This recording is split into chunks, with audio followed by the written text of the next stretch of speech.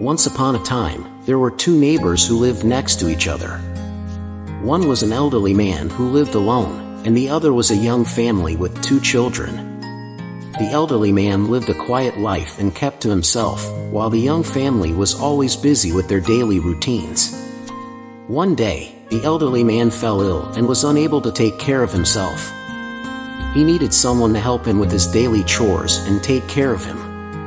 The young family noticed that the elderly man had not been outside for a while, and they became worried. They went to his house to check on him and found him lying on the floor, unable to move. The young family immediately called for an ambulance and stayed with the elderly man until help arrived. After the elderly man was taken to the hospital, the young family realized that they had been living next to him for years but had never taken the time to get to know him. From that day on, the young family started to visit the elderly man regularly. They would bring him meals, run errands for him, and spend time with him. They learned about his life and his interests and found that they had a lot in common. As the days went by, the elderly man's health improved, and he was able to move back into his house.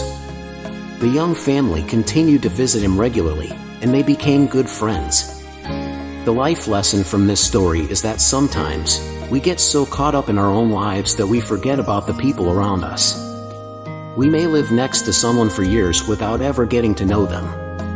It is important to take the time to reach out to our neighbors and build connections with them. The message at the end of the story is that building relationships with our neighbors can bring joy and meaning to our lives. By reaching out to others and showing kindness, we can create a sense of community and make a positive impact on those around us.